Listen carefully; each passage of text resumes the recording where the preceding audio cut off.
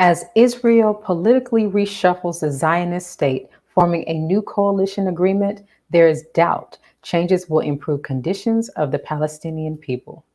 So I think it's a very dramatic moment for Israel and politics, and for Bennett himself. He's taking a huge gamble. This man, Naftali Bennett, a far-right politician, announced Sunday he's joining forces with centrist Yair Lapid to dethrone Netanyahu. God willing, together we can rescue the country from its tailspin and return it on its path. It's a path full of roadblocks, according to Lapid, but one the country needs to travel. If this government is formed, he said, the key word will be responsibility, to take responsibility, to restore inner calm, not blame others, not look for enemies. After 11 days of bombings that killed more than 250 people, most of them in Gaza, a ceasefire is holding, allowing the opportunity for this new coalition. But this expert in Middle East politics says it will be difficult to form government because several small parties with very different views, including the United Arab List, will have to work together. Joining us this evening with more on this topic is NNV Global View contributor Brian E. Muhammad. Greetings, sir. Greetings, Sister Rosalind. Yes, sir. Israeli politicians in the Zionist state have announced a new coalition government agreement. What are the parameters of the coalition agreement? Well, actually, the parameters of the agreement is still relatively unknown. I mean, except the fact that it's a weak marriage of convenience whose only agreement was to get rid of Benjamin Netanyahu out of power. But, you know, the other part, I mean, that we have to look at very closely is that if this is ratified, this agreement is ratified by the Israeli Knesset or parliament, the two main leaders of the pact, Yair Lapid and Naftali Bennett, agreed to split the prime minister post for 2 years each, with Mr. Bennett serving first, which is something we have to continuously look at very closely.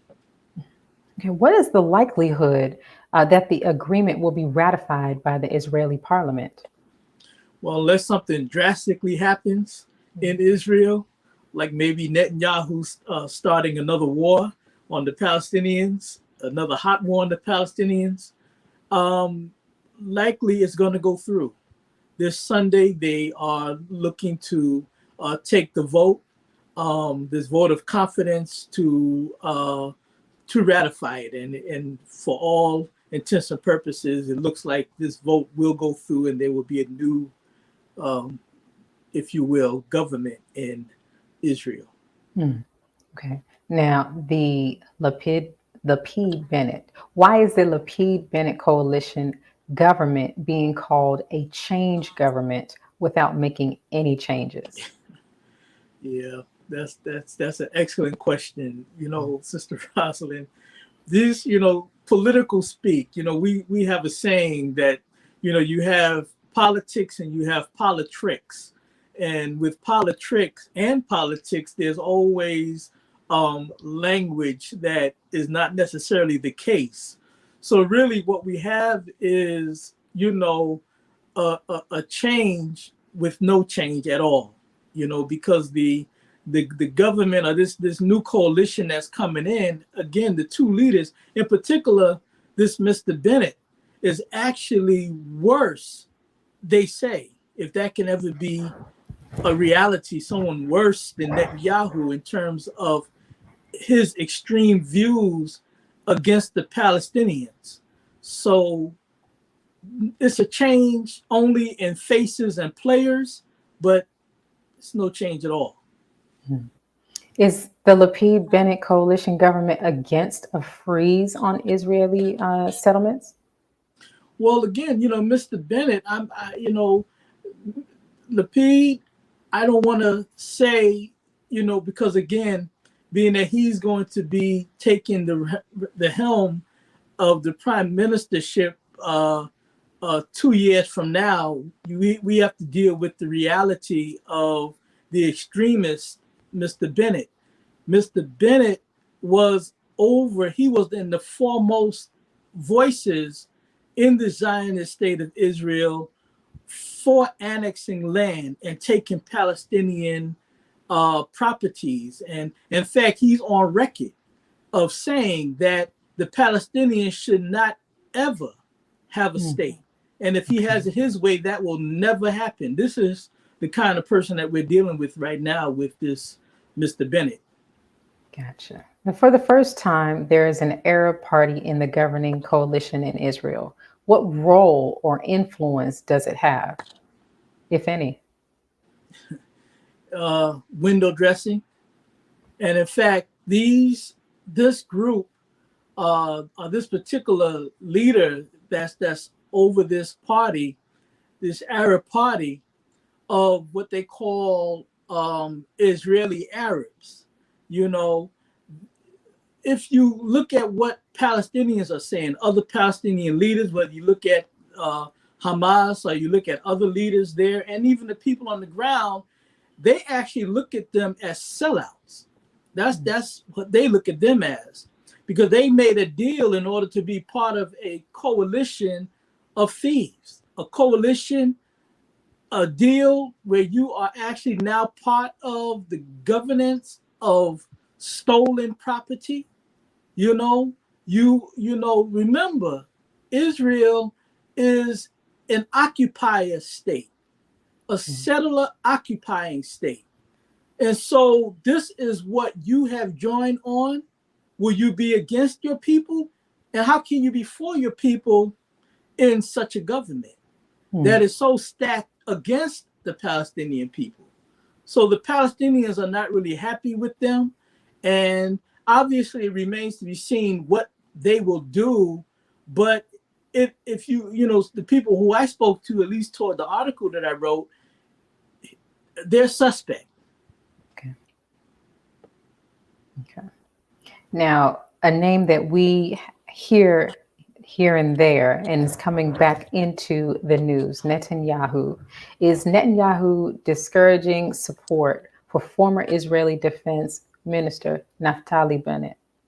Yes. In fact, Netanyahu, again, the only thing that all of this group of 8 parties who came together to form this coalition government have in common, they have nothing in common, by the way. The only thing that they have in common that is clear is their desire to get rid of Netanyahu. And if anybody knows Netanyahu, he's what you call a Brooklyn Jew. I'm from New York, so I can say he's a Brooklyn Jew. And he is not going to just lay down. So he's going to be marginalized if they have it their way Sunday. But trust me, he's the kind of devil that he will be marginalized, but he will not be out of the mix. So yes, he's been working hard all week long against, in fact, getting other people who has to do this vote in the Knesset or the Parliament Sunday to dissuade them. And he's trying to see who he can pick off that will give a vote against it. But it don't look like, right now, it look like they would have enough votes to put it through. Now, Brother Brian, do you feel like Netanyahu has a true influence on what direction this will go? Well, it's strange because when you look at even Naftali Bennett was started with Netanyahu in the mid-2000s. Then he formed a government, he formed a party, and then he still worked in a coalition way with the governments that Netanyahu led. And then about 2019 or so, or maybe 2019, he walked away from that coalition. And now, no, he actually signed on to the coalition, and he was with them up until just a few weeks ago. until he signed on with this coalition that now has been strong enough to overthrow Netanyahu. So yeah, Netanyahu, he definitely is working against this man. A lot of people who are around Netanyahu see Bennett as an opportunist, as a person who is ambitious in a negative way, because he will turn on you. So they see him as someone who betrayed Netanyahu. But again, Netanyahu is in so much trouble politically within this den of thieves, and that's what I call the Israeli government. I don't care who is part of it; it's a den of thieves, and there is no honor among thieves. Mm-hmm. So is he strong enough?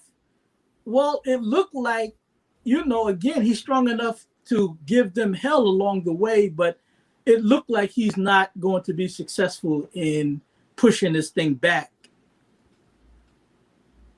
Okay.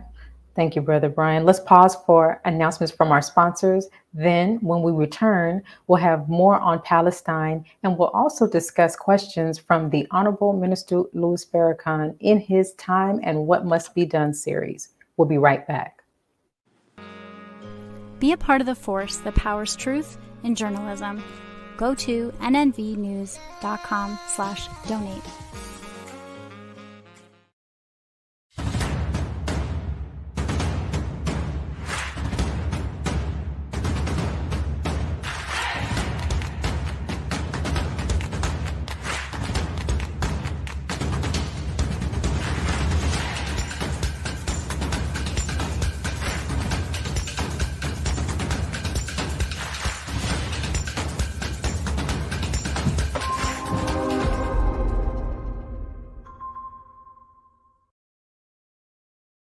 Worldwide, 24 hours a day, 7 days a week. Download the Final Call radio app and take us everywhere. On your phone, on your computer, on your tablet, on Instagram, Facebook, and Twitter. You can also log on to finalcall.com and click the Listen Live button, or finalcallradio.com. Final Call Radio, the official voice of the Honorable Minister Louis Farrakhan and the Nation of Islam. Please share your thoughts with us in the comment section below. Follow us on social media at NNV News, and please subscribe to our YouTube channel at National Network View. I am Anissa Muhammad with nnvnews.com.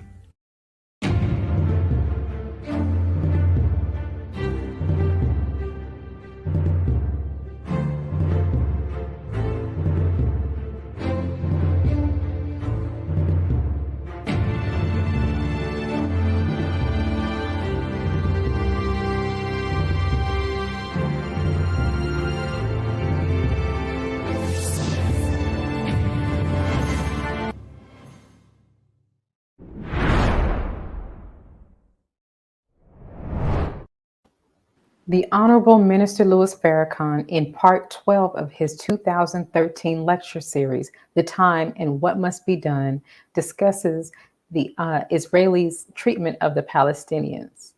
Returning to discuss this is Brother Brian E. Muhammad. Thank you for joining us again, sir. All right. Yeah. Yes, sir. Let's pick up right where we left off. Okay, great. All right. We were in the last segment, we were touching on Netanyahu, and this will tie into the minister's series, The Time and What Must Be Done. But why is Netanyahu facing corruption charges at this time? Well, if you listen to him, it's the result of his political enemies, but if you listen to him.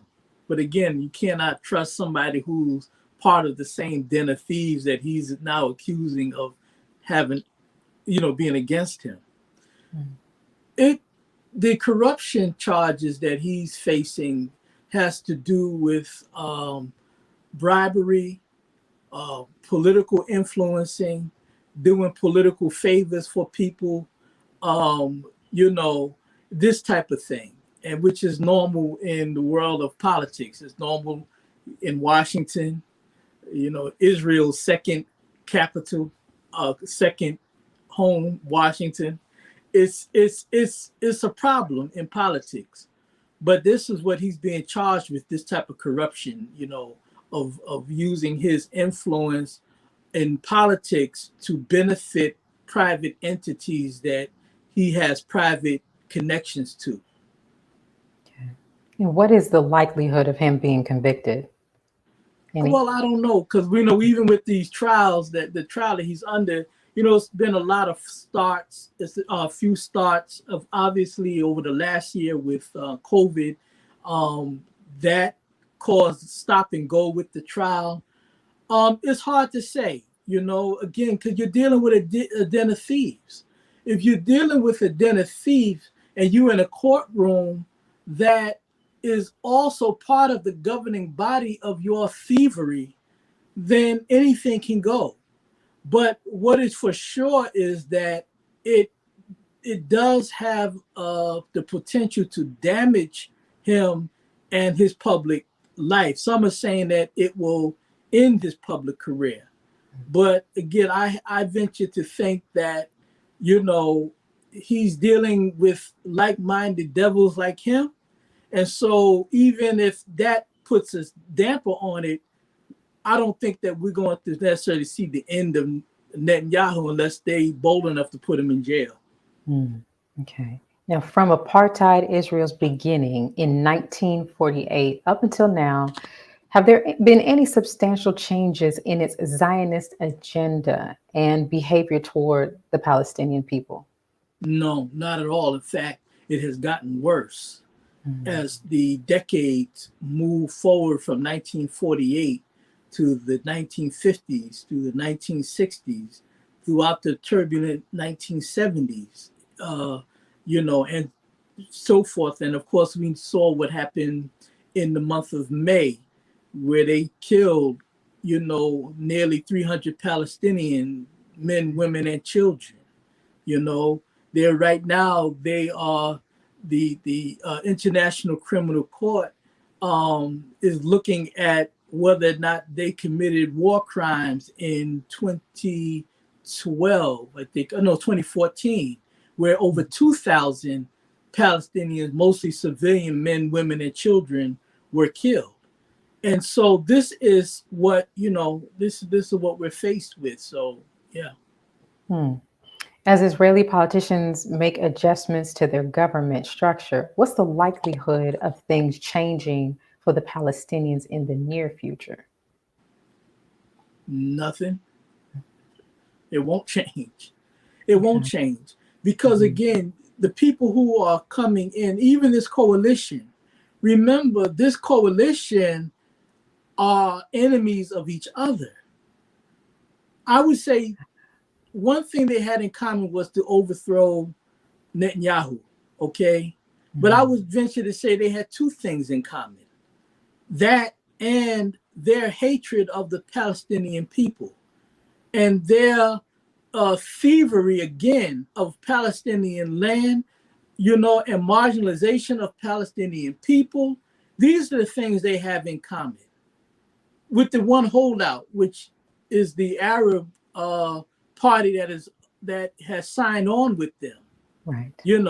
And they only really needed them, not so much to be a power in this new coalition government, but they need their vote this Sunday, So what the hell? I mean, what are you doing?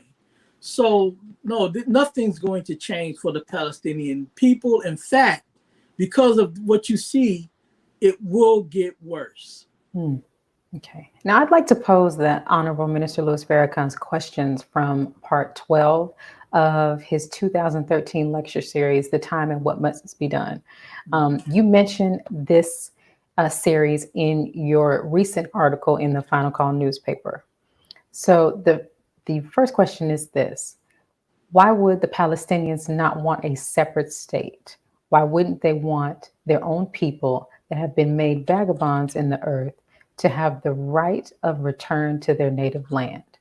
Yeah, that quote that's on the screen that you raised from the Honorable Minister Louis Farrakhan, that was a rhetorical question that the minister was posing to the Israelis, because when you look at from 1948, there has not been any not any peace, no justice for the Palestinians, and no peace in that land.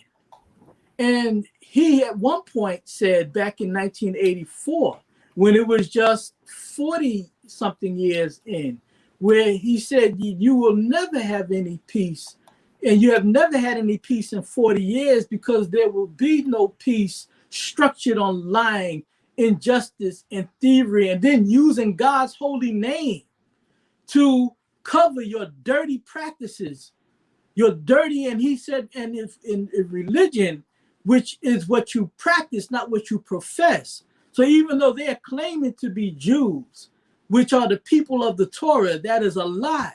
These are people of the wicked Talmud, rabbinic Talmud, that they wrote with their own hands, and then they're not even indigenous Jews to that land. These are Europeans who converted to Judaism, and then was given that land not by the coming of a Messiah, but by the United Nations, the United States, Great Britain, and the rest of that ilk. And so, no, here we are where they're still wrestling with this problem. Now we're 73 years down the line. Israel, are you in peace? No. Mm-hmm. Are the Palestinians in peace? Not in your presence, because you are still annexing their land. You are still committing all manners of war against innocent Palestinians who's not even a standing army. They fight with rocks, while you fight with Western-made weaponry from America and other places that you have purchased, these high-powered weapons that you use on innocent Palestinian people. So the minister was raising a rhetorical question to them. Mm-hmm. Israel, you want peace. You want a nation to call your own. Why wouldn't the Palestinians not want a separate state? Right. Why wouldn't they want their own people that have been made vagabonds in the earth to have the right to return to their native land, which these Israelis are blocking from happening? Why would you? Mm-hmm. Go ahead. Oh, well, why would you say? And we're speaking about Israel. Why would you say that you want two nations side by side living in peace, but you never allow the Palestinians to be armed to protect the sovereignty of a Palestinian state? That was another quote that you mentioned in the Final Call newspaper, yes. And you were getting ready to explain more about that. What are your thoughts on that? What are your thoughts on what you feel the minister meant by posing that question? Well, he was raising the hypocrisy again. He was raising the hypocrisy. You cannot say that you want peace while you are the perpetrators of war. You cannot say that you want lands side by side while you are committing bloodshed and you are still encroaching on even what you have agreed would be theirs. See, they are liars. They are liars. And as the minister said, there will not be any peace until there's justice for the Palestinian people. There will not be any peace, because peace is never structured on lies and injustice and thievery. Until that is dealt with, there will never be any peace in that land. And the Palestinians, why should they compromise to even have the Israelis there when that's their land? Remember, this is an occupying situation, a settler occupier, and those who are now being occupied in their land. That's not just. That's not just. If you come and steal my home and you encroach and now you want to make a deal for me to live in a room in my home? Right. No, hell no. Right. Right. Now, the minister also stated, you will never allow them, and he's speaking of the Palestinians at this time, you will never allow them the weapons that would allow them to protect their own airspace. You know that, and Right. I know that. So what kind of sovereignty will they have with no ability to protect themselves from any outside force? That's right. Brother Brian? Yes, sir. That's right. Because it goes to show us that they don't have any intention of Palestinian self-determination. The Israelis want it all or nothing. Now, these Zionists got the world so twisted that the whole world of Europe, including America, Europe's baby, will say, well, Israel, they have the right to defend themselves in this hostile neighborhood of enemies, right? Right. But is it strange that Israel is the only nation in that region, in that neighborhood, that has a nuclear weapon? No other nation in that region have a nuclear weapon. Okay. So you already have an advantage militarily. Then you get close to, when you add it all up, it's on the books, it's almost $4 billion a year from the United States taxpayers without fail. But when you add it all up, it really pushes it to nearly $5 billion. And this is not, that's just the United States. What do you get from the European Union countries? See, this whole thing is stacked. And this is what the Honorable Minister Louis Farrakhan is in the world to do, is to expose Satan and to announce that God himself has arrived to answer the call of the oppressed, those who have usurped our identity as the chosen people of God. It's over. And it's not because we're saying it, but the Honorable Minister Louis Farrakhan is speaking as the mouthpiece of God in the world today. He's saying from God, the gig is up. It's over.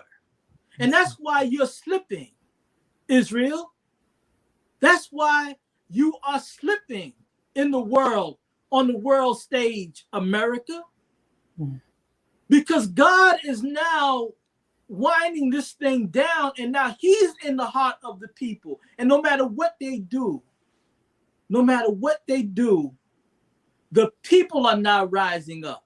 Look at how they rose up last month all across the world against what the Israeli government did in bombing the Palestinian people the way they did. That wasn't some organizations throughout the world, anti-war organizations, pro-peace organizations that called the people into the streets. The people are coming into the streets. You got more voices in the U.S. Congress that's checking Israel, that's checking the Biden administration, and it's only going to increase. It ain't because the lobbying is now turning the tide. There's a spirit in the people. We believe it's the Spirit of God. Because again, these are imposters there in that have taken the land of our Palestinian brothers. And by the way, the original people in Palestine are Black people like you and me. Right. So when we look at this thing, we have to look at this from a bird's eye view. Not just this madness that's going on, like the change that is taking place within the Israeli government and all of that. That's a den of thieves problem. That's them fighting among themselves. Satan Right. casting out Satan. But hell, it don't mean nothing for the Palestinians or for oppressed people worldwide for Right. Satan to cast out Satan. For Satan to replace Satan with Satan, it's still Right. Satan. It's still Satan. Brother Brian, thank you again, and as always, for your insight on this topic. I look forward to speaking with you again next week as this continues to unfold. Thank you, Sister Rosalind. Yes, May sir. Allah bless you. Thank you. Thank you. Thank you for joining us today and for tuning in to National Network View News. Please share your thoughts with us in the comment section below. Follow us on social media at NNV News, and please subscribe to our YouTube channel, NNV News. This is Rosalind Parks with NNV News. Good night. Be a part of the force that powers truth in journalism. Your support helps to combat false media. Cash App NNV News. Asiatic Minds, online education, helping our children to discover their God-given skills, gifts, talents, and passion that will allow them to see their greatness as well as the greatness of our people. And upon discovering that greatness, infusing them with the desire to use it for the betterment of themselves, their families, our people, and the world. Classes begin September 1st. To enroll, visit AsiaticMinds.com. This is Sister Sajda Muhammad. We are proud to announce that the Sajda House commemorative Elijah coins are finally here. This priceless heirloom, made from recycled copper from the messenger's home, is now available at sajdahouse.com. Greetings from National Network View. This week's Final Call cover story headline is A Call to Action. Children's Health Defense files petition for Food and Drug Administration to remove experimental COVID-19 vaccines from the market immediately due to reports of more deaths and injuries. This FCN Volume Number 36 edition middle page article is a message by the Honorable Minister Louis Farrakhan entitled, Blacks Must No Longer Be a Consumer Nation. We must change to survive. To read more, subscribe to FinalCallDigital.com and tune in to the all-new Final Call Radio. This is the NNVNews.com Final Call Cover Report. Please make sure you leave your comments and questions in the comment section below. Follow us on Facebook, National Network View, and make sure to check us out on Twitter as well, National Network View. This is Sergio Gutierrez with National Network View, signing off.